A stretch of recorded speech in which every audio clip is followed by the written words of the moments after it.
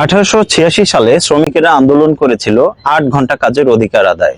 মে দিবসের ইতিহাস সেই ত্যাগেরই প্রতীক। কিন্তু 2025 সালে এসেও বাংলাদেশের গার্মেন্টস ইন্ডাস্ট্রির হাজার হাজার শ্রমিক এখনো কাজ করেন 15 থেকে 18 ঘন্টা। এটা কেবল অবিচার নয়, এটা ইতিহাসকে অপমান করার মতো একটি ব্যাপার। 2025 সালে দাঁড়িয়ে আমরা যখন মে দিবস উদযাপন করি, তখন গার্মেন্টস শ্রমিকদের বাস্তবতা আজও মে দিবসের মূল চেতনার বিপরীতমুখী। আমেরিকার শিকাগো শহরের হেমার্কেট হত্যাকাণ্ড শুধুই একটি ঘটনা নয়, তা ছিল এক মহা বিপ্লবের শুরু। সেই রক্তপাত, সেই দাবি, 8 ঘন্টা কাজ, 8 ঘন্টা বিশ্রাম, 8 ঘন্টা নিজের জন্য, আজ আন্তর্জাতিক মান হিসাবে স্বীকৃত। কিন্তু আমাদের বাস্তবতা এখনো অনেক পিছিয়ে।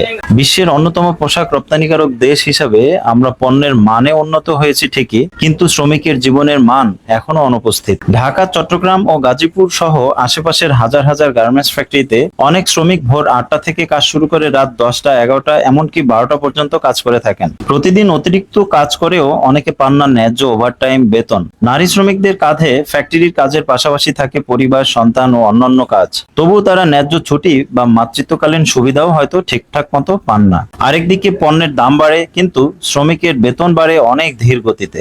এখন প্রশ্ন হচ্ছে, এই দায় কার?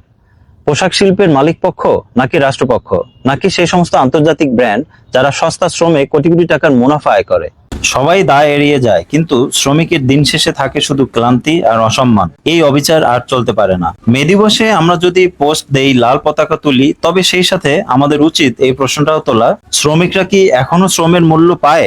8 ঘন্টার অধিকার কি শুধুই বইয়ের পাতায়? মে দিবস শুধুই স্মরণীয় দিন নয়, এটি হোক প্রতিবাদ, দাবি আর পরিবর্তনের দিন। আপনাদের কাছে প্রশ্ন রেখে গেলাম, গার্মেন্টস শ্রমিকদের জন্য সত্যিই কি আমরা কিছু করছি?